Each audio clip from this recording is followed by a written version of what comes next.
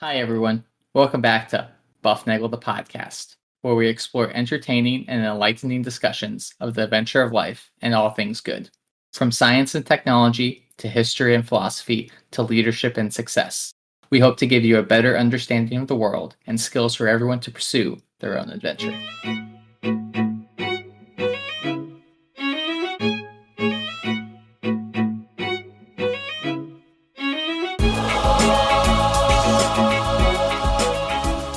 Hi, everybody, and welcome back to Bufnagle the podcast, where we talk about all things good in the pursuit of the adventure of life. I'm Rafe, and Harry's not with us today, but I am joined by two other big brain smart heads. It's going to be a great show.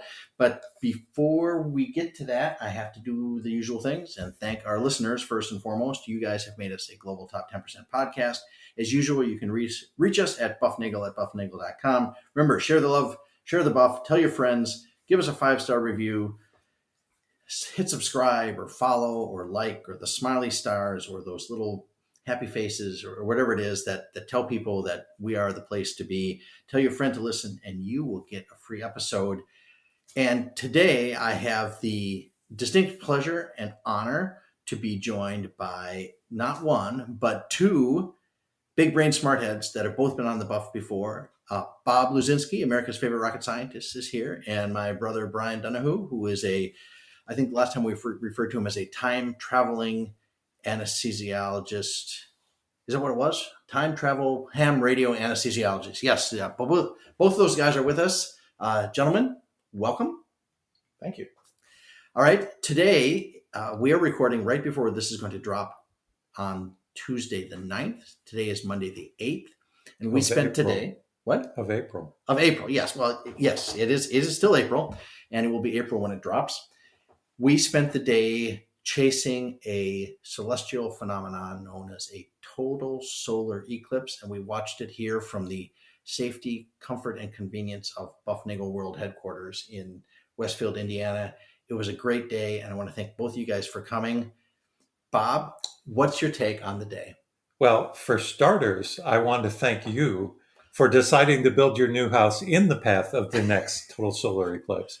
So this was, you referred to chasing the solar eclipse, but we didn't do a whole lot of chasing. We actually stood and waited for the eclipse to come to us. And it was a fantastic day.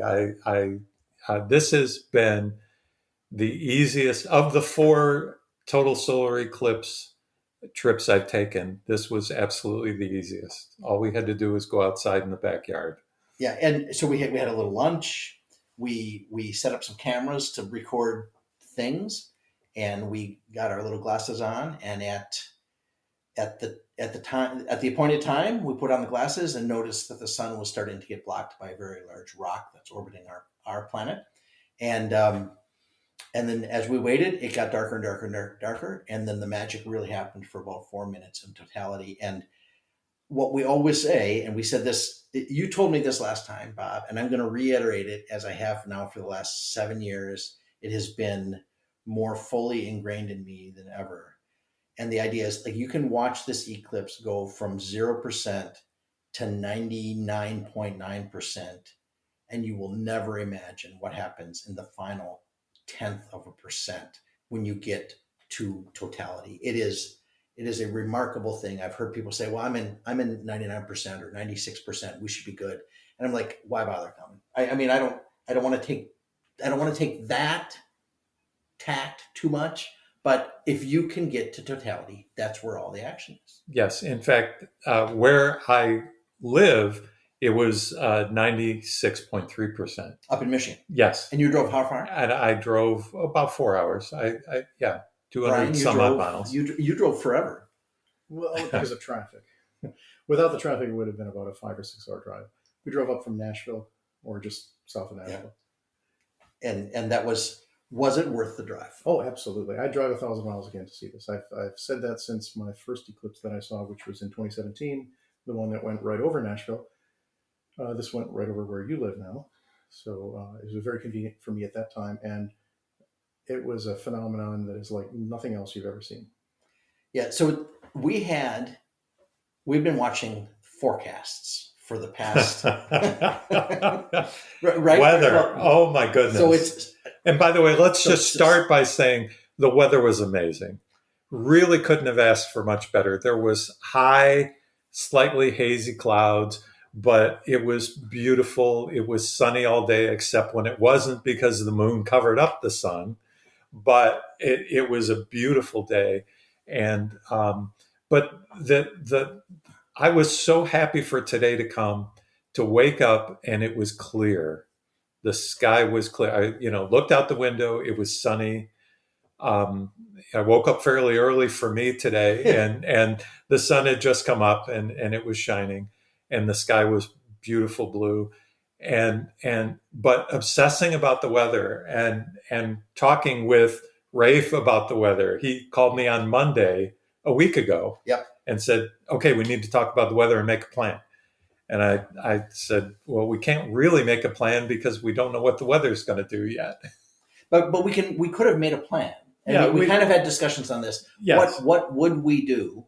Would you bother coming? Under different circumstances? And you bothered. You made a decision early in the week, I think, or maybe midweek. Today's Monday, all right? So middle of last week. Yep. To actually come here to Westfield first, and then make any other adjustments from that if they were needed. Because you were on the path of the eclipse, and so the idea that I could then range in either direction if necessary, and amazingly and wonderfully, it wasn't necessary. But we could have, like, for example, had we been going to Northern Ohio, it actually would have been shorter for you to go that way. Yes. But then we would have needed lodging and doing things. The logistics would have been more difficult. Yes, agreed. So this was you said it was the easiest one you've ever done. Is that right?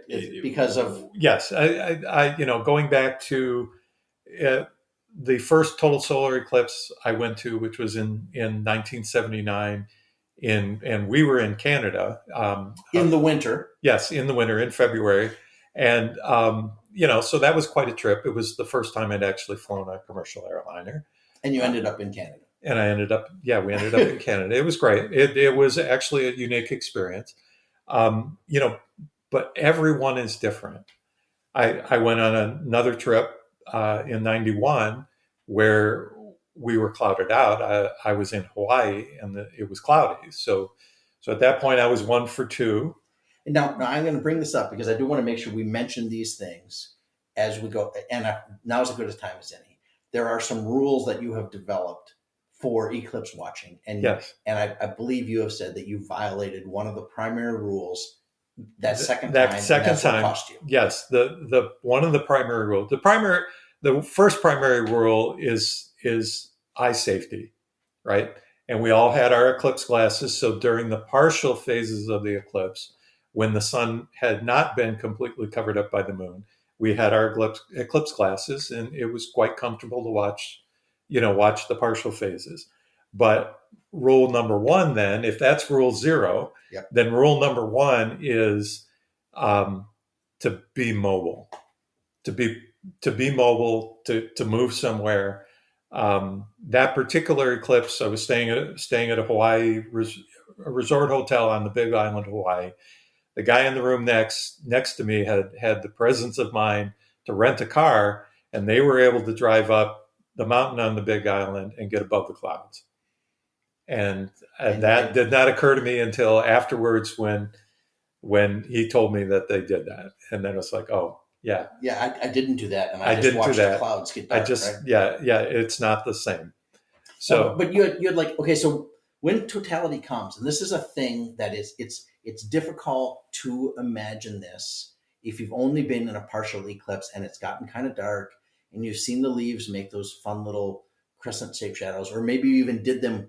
Brian, you did some of those today with little pinholes, like made a grid with your fingers and made little pinhole pictures on the concrete. And if you've seen that and it's gotten kind of dark, you're like, well, it's just going to get kind of dark. What's the big deal? So when you were in Hawaii and you had totality, but you had cloud cover, it must have been really dark.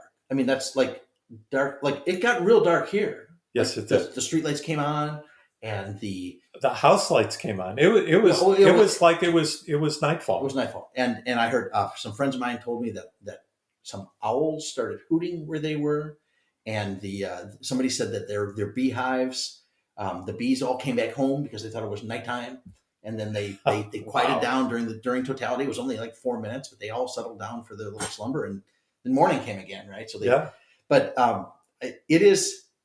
it is difficult to imagine as you're going into totality how it could be any different than a little bit dark, but it is a thing you have to experience, and like you said, you're willing to drive thousands of miles to get there. Absolutely. It's like nothing else you've ever seen. It just makes me wonder, ancient people that didn't know what was happening, what were their thoughts when they saw things like this, and how did they communicate what they saw to people who didn't see it? And then how off their rocker did all those people think that they were when they told them the sun just turned into a big black hole? Well, and then it came back. And I watched that today when the moon, I'm going to say the moon came into the sun from the bottom right from where we were. Yeah. Right. And you can argue whether or not, but that, it's all relative, right? Yeah. So the moon came in from the bottom right and kind of came up toward the top. And the last little bit that was remaining, the last little crescent, was on the top as totality got there. And I'm wondering, like, if people had only maybe you've lived a long time, or you heard the elders in your tribe or wherever they were talk about when the sun went dark, and it got real dark, but then it came back, and maybe you're there for the total. Like when it went out, like I was trying to put my head in this perspective of what if I don't really know. Now, I don't think the ancients were ever stupid, but I think they just, when they didn't know, they didn't know. And if they're thinking it just went out, this is a problem. And, I think we rely on this sunball here for a lot of things. Now, for us, it was middle of the afternoon, but I can imagine like one, I don't know, maybe something bad happened in the village.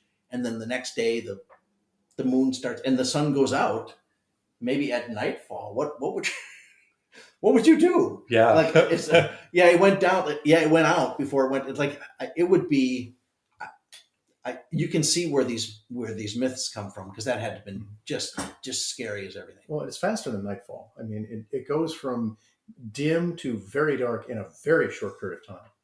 And that's faster than the sun goes down. The sun sets over a long period of time, over 30 minutes from when it's bright to dark. Okay. And when there's an eclipse, it goes from almost bright as day to extremely dark within a matter of almost seconds. And that's that little extra bit of getting into totality from the 98 or 99. And you had mentioned things like when the sun was crossing when it was moving into, when the moon was moving into the sun's circle to start blocking the disk. When it was about halfway in, you made the mention that the moon is now acting as a sunscreen. Yeah, SPF 2. Yeah, exactly. Because it has now blocked half the radiation. And even when you're at halfway and 3/4 and I don't know, 9/10, there's still a lot of light coming out of the sun. Well, and it went from fairly warm before the partial phase of the eclipse started, and in t-shirts and things like that, and it got to a point there the overall light level was getting darker as more of the sun was covered up. But it's a really eerie sort of light, because you have the lower amount of light, but the part of the sun that's not covered up is still just as bright. So you have all these bright reflections, but the overall impression is it's getting darker, and it's a very strange kind of lighting, and it got cooler. It was a point where we were in short. I was in short sleeves and was comfortable with when it started, to the point where before totality came, I had to go get my long sleeve shirt and put it back on. That was something I noticed today that I do not recall I remember it getting cooler in 2017 when we were in Nashville doing that. And it might've been where we were in a parking lot, in a broad open parking lot, on a hilltop. And it was was it August? Was it July? Yeah, it was August. It was August. So maybe there was more residual heat. And right now it's April. There's a lot of I'll call it residual cool from the winter hanging out, as winter tends to do. And it got quite chilly, and there was still some breeze, which was kind of interesting. Yes. But watching that last little sliver disappear, it disappeared. It was Boom. it just it goes. and then It's you go like to closing nightfall. a door. And we saw Venus. Yes, even before we saw Venus, and Venus was on the western side of the sun. It's in the morning sky right now, so it was covered by the shadow first, and the very last few moments before totality, the darkness envelops the sky. In previous eclipses, like for example the one in 1979, we were able to actually see the shadow of the moon very distinctly in the sky before and after On the high clouds.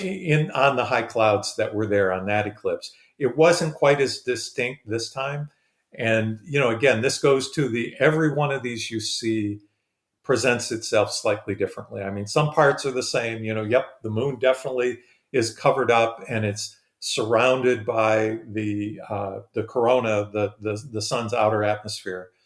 But sometimes you're near solar minimum. Like for example, in 2017, we were near minimum in the 11-year solar cycle. This time, this eclipse, we're closer to solar maximum. And it made a difference in what the corona looked like. So we saw the black disk from the moon covering up the sun, and you can take your magic eclipse goggles off at this point because otherwise you can't see anything. Yes, and for future reference, for anybody who's going to a total solar eclipse, you have the eclipse glasses on. At the point where you can't see anything in the eclipse glasses on, you take off the eclipse glasses so you can see this faint glow of the sun's atmosphere, the corona, and you can see all the other effects. The sunrise, the 360-degree sunrise sunset, which is incredible. Yeah, so it looks like sunrise and sunset on all the way around the horizon, which is a remarkable thing. It's not the kind of thing you get to see every day, and only on days where there's a total solar eclipse. Okay, so this corona though, so there was from our perspective, I'm just going to call it, there was a long wisp, at least the length of the disc, right? That went above, I'm going to say above, at the 12 o'clock position. Mm-hmm. And there was another one down to maybe like the 7 or 8 o'clock position that I remember. There were two long ones on there.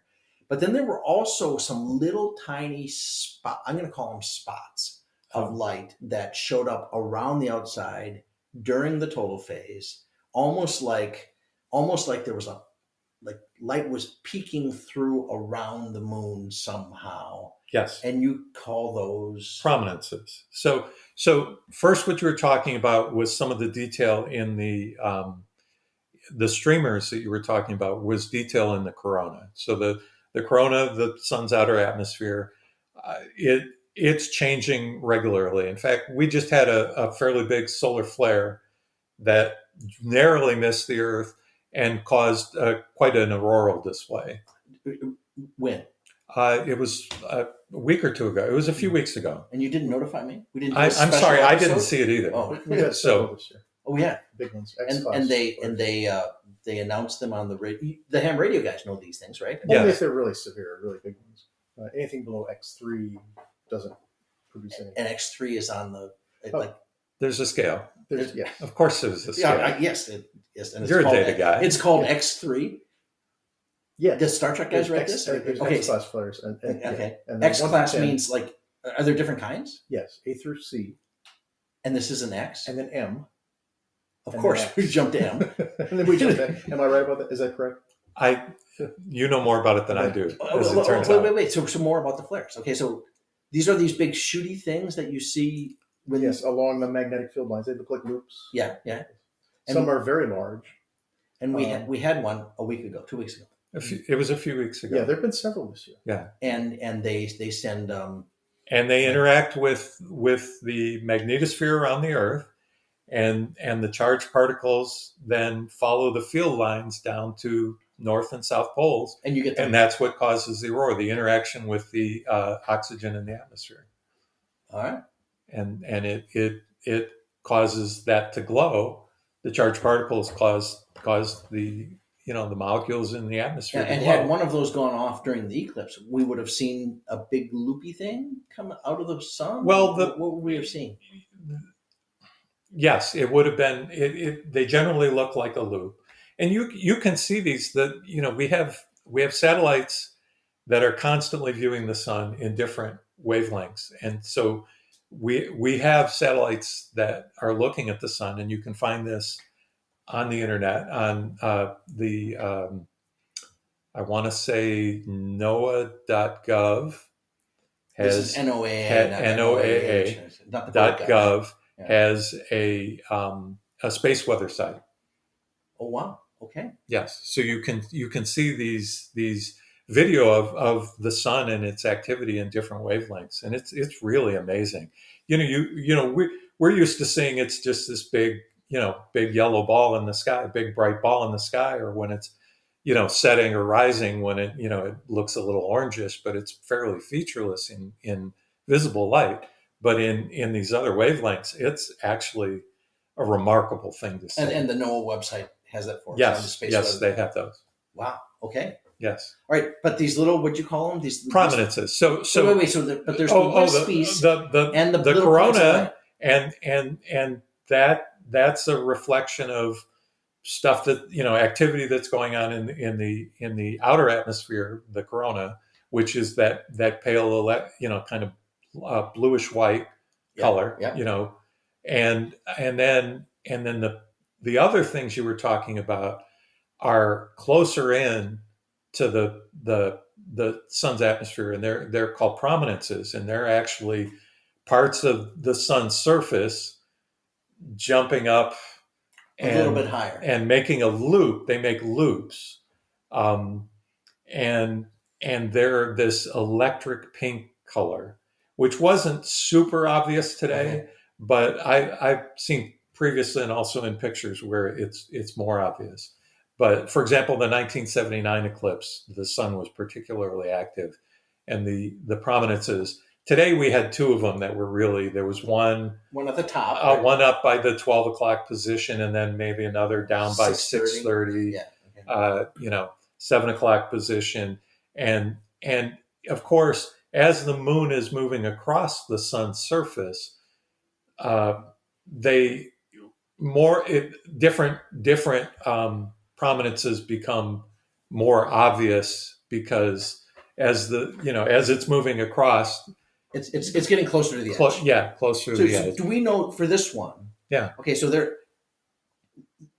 People say, it's remarkable that the moon is exactly the same size as the sun when viewed from the Earth, but that's not exactly right, because there are times when the sun is closer and looks bigger, and the moon is closer and looks bigger, and the moon is farther and looks smaller, and the sun is farther and looks smaller. So if you have a situation where the sun is close and looks big, and the moon is far and looks small, you will get this annular eclipse that has happened. Yes. Where's one of those recently? Yes, right? we've talked about that. Yeah. And so if I remember what I've been reading over the last several weeks on this, they measure all of these eclipses as to the relative size of whether the moon is exactly the same size as the sun's disk, or a little bit bigger. And this one we had like if it were exactly the same size, we would have just a split second of totality, and then the sun crossed the other side, and then we would have all the edge effects with none of the remarkable part. Right. It would just be. It was like somebody flashed it off and then and flashed it back on. So it's nice that the moon is typically a little bit bigger than the disk. Yes, that's what gets you a total eclipse rather than. And do we know how much? So this was a pretty long totality. It was long. It was at a maximum it was over 4 minutes. We had something like 3 minutes and 24 seconds where we were, which is longer than any other of the previous total solar eclipses. Well, that's how we grow here in Indiana. Big eclipses here. And I'm good with that. This was a good one. It definitely seemed longer, and it's funny. You figure out how to spend that precious little bit of time, and it did seem odd to me, having been to two others that I actually saw that were more along the lines of 2 to 2.5 minutes. And then this one was We got like a another bonus minute yeah. longer.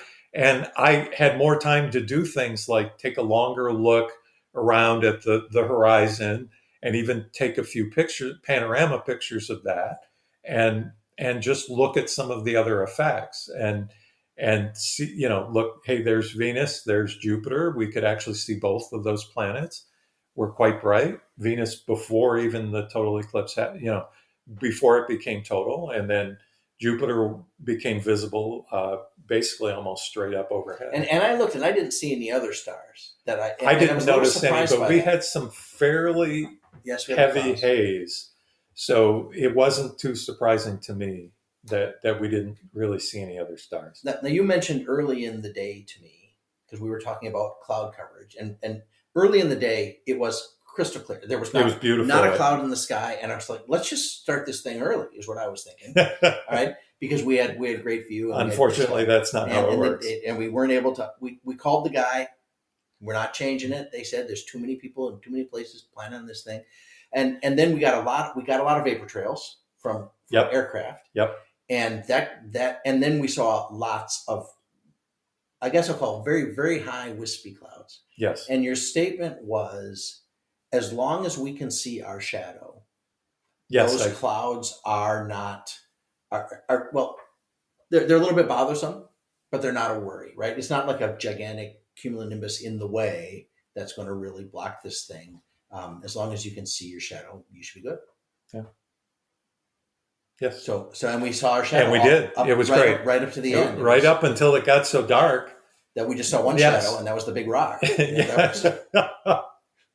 So, okay, so your fourth eclipse, you're 3 for 4 now, which is great. 3 for 4, and you're 2 all for 2. And all three that I actually saw were on a Monday, which I'm sure there's some reason why all three of them were on a Monday, but it's an interesting statistic.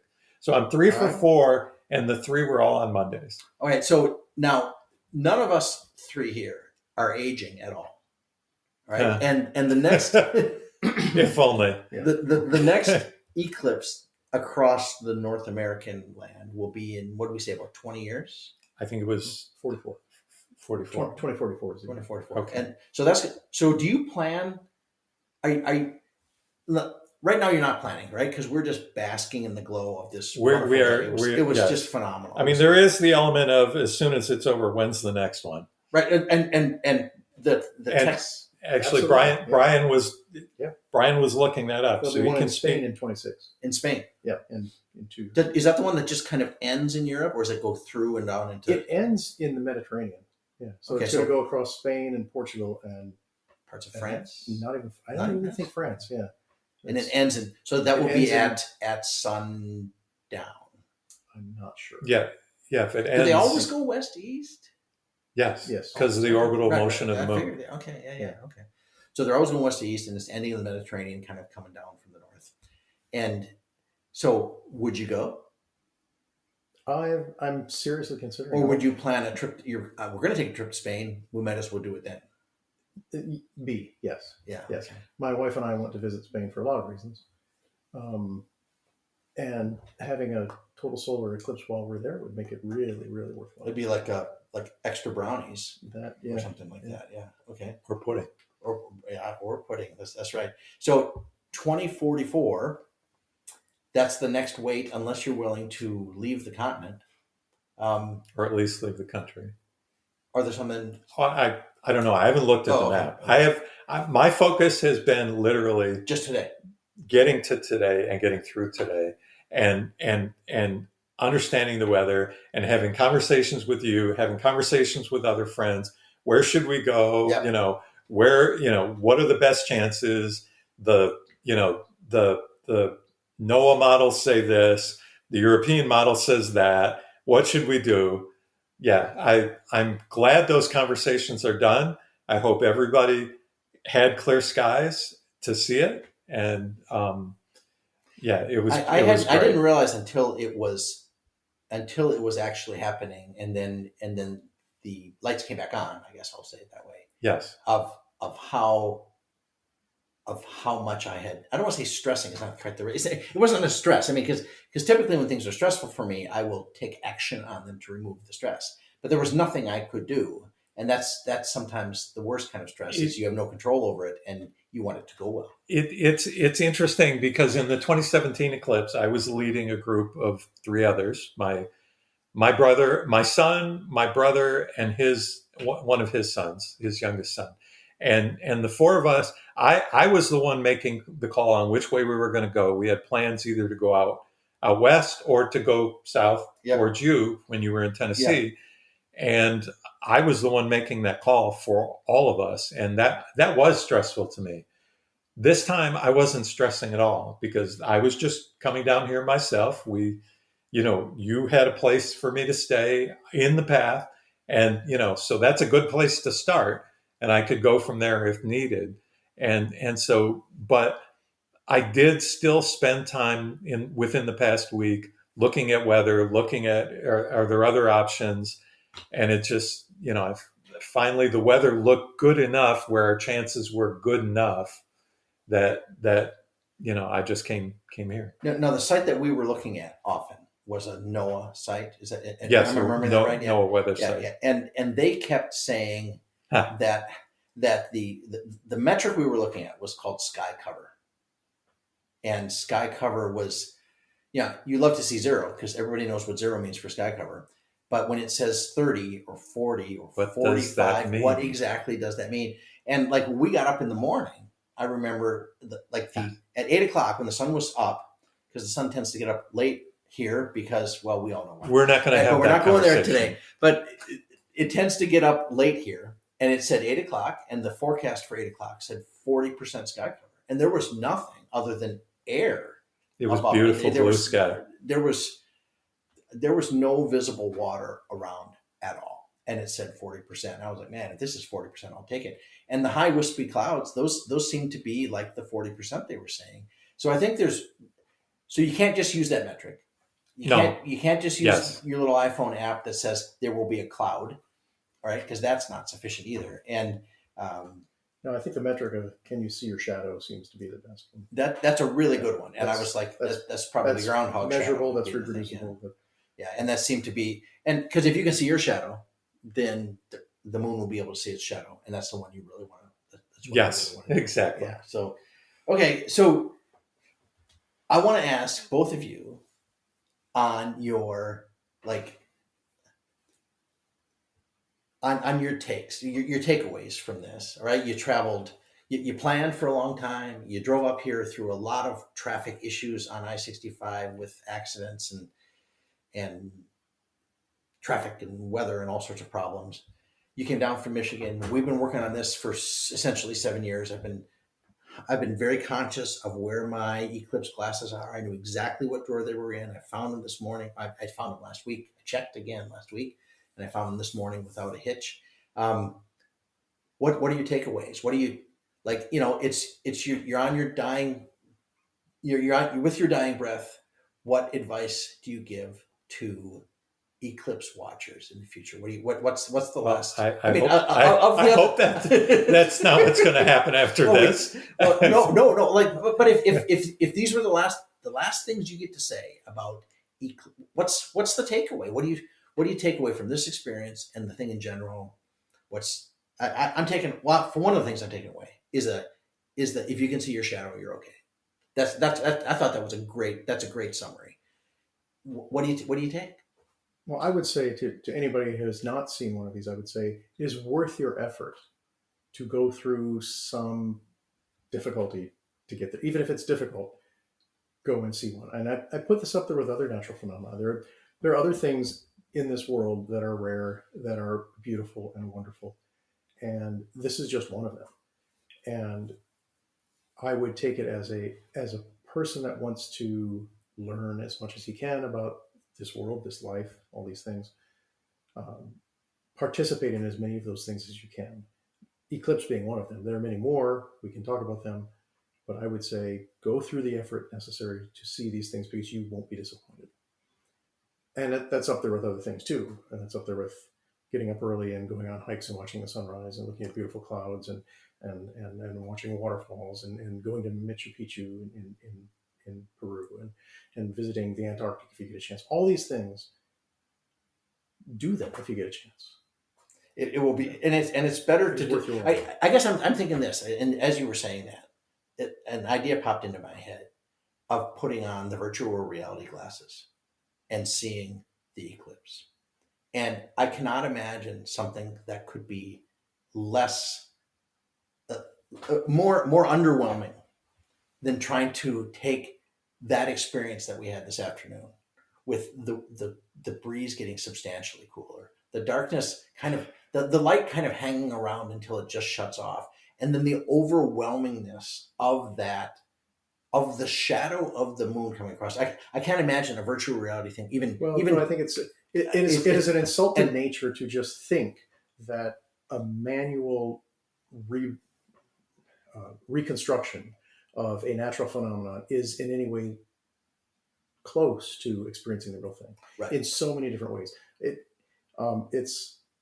You're doing yourself a huge disservice if you think along those lines. Oh, I saw the movie. Oh, I saw the virtual. Oh, I heard the recording. Oh, I saw the TikTok. Whatever. Oh, I watched it on TV. Or I watched it on TV. Or I heard it on Bufnagle. Yes, that's right.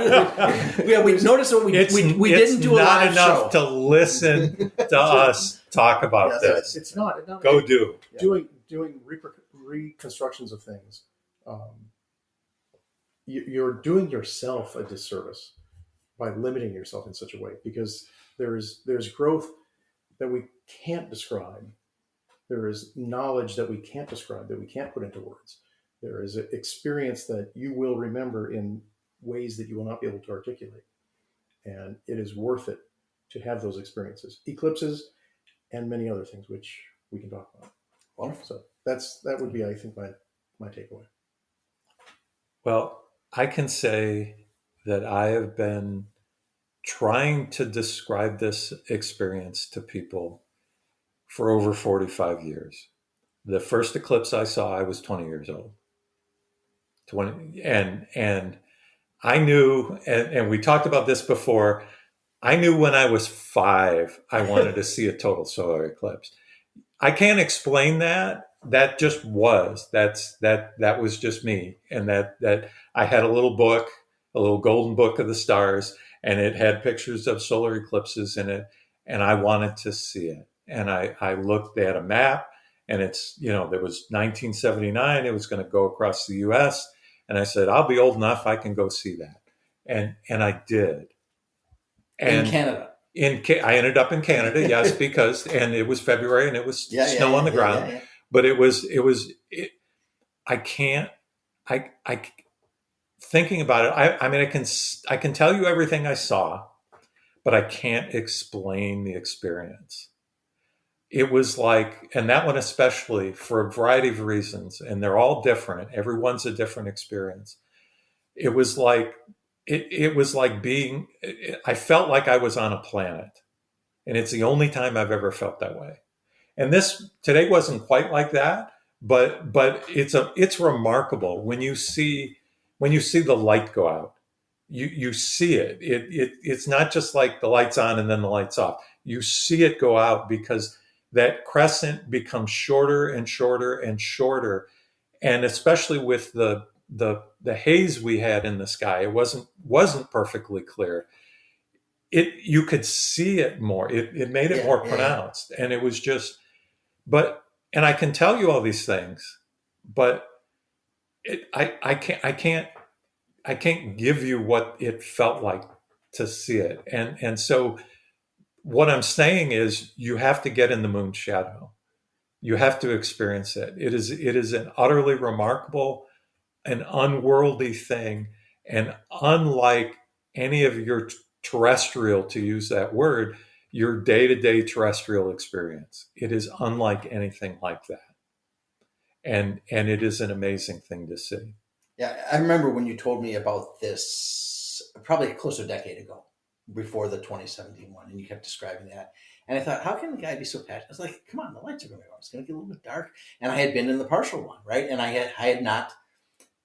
what did we say? Confidence comes with ignorance. Is that Yes. that was the statement? And I was sure that you were, come on. No, I was completely wrong. It has been a great eye-opening experience for me in a number of ways. And when I'm thinking back on 2017 and I compared it today when I saw the light go out, because I remembered, like, I guess I noticed that when the light went out today, that I didn't remember that happening in 2017. I guess I didn't. Had you said, do you remember the light going out? I would have been like, maybe. But I didn't even think to know what I remembered and didn't remember. And then I remember when it came back on, I'll be real honest, because I had the glasses off and you're kind of waiting, you know it's coming and you can start seeing it. And I didn't get the glasses down right in time. And I saw, what do they call it? The diamond ring? Is that Yes, the diamond ring is that effect of, you still can see the corona, your eyes can still see the corona, and the bright sun just starts to appear and it looks like a diamond ring. Yes, there's a perfect circle there and then this super bright light there. I was like, now I get it. I get what, I get what they say. What is in the movie Blast from the Past? I see, he must run, right? He must run. That's what he must do. And that's why they call it that. And I guess I cannot stress enough how important it is, like you said, to get in the shadow of the sun and to follow the rules, follow Bob's rules of eclipse watching, is get the glasses on and get mobile, make the effort, and make sure you got food and potty and pay attention to the mirror. And I think I'll say this for the parents who have children. A lot of schools called off school today, or at least for the time when they could view the eclipse. And I think that's a great thing to do, because these are possibly once in a lifetime experiences. And you do your kids a severe disfavor by keeping them in school while this is going on outside. Yeah, write them a note. If they're not going to close school, write them a note and get them out. Get them out of school for this, or insist that your school get the kids out, make sure they're wearing their glasses, of course, and all those safety things, but do it in a way that the kids can learn from this. Because there's education that goes on in the classroom, there's education that goes on in the field, and this is field education, and it's very, very important. Your kids, this is a day that kids will remember their entire lives. If you take them out in the field and you watch a solar eclipse from school, they'll be excited about it. Some of them may go into physics and astronomy and jet propulsion and all those things. So you're planting seeds which will have fruit many years down the road, and you don't do that by keeping them in school for an event like this. So yeah, and you can't watch a picture of it, like you said, on the computer absolutely screen, or do a visual. Yeah, those are important learning mechanisms. Yes, it's important to show movies, and it's important to have books and pictures and listen to the buff and listen to things like this. But it is far more important to have experiences like these things, and I would encourage that for anybody that wants to or has any interest. I would encourage it for children and schools as well. All right, it's wonderful, gentlemen. Yes, as always, it is that this has become a joy to me, is to do these episodes, and certainly to do these with people here that I can count on being substantially smarter than I am, which shouldn't be that hard to do, but you guys are blowing it out of the water. I love it. The rest of you, it's the least we could do, right? Yeah. I appreciate that. Thank you very much. The rest of you, remember to seek the good, live virtuously, and flourish, and enjoy the adventure of life.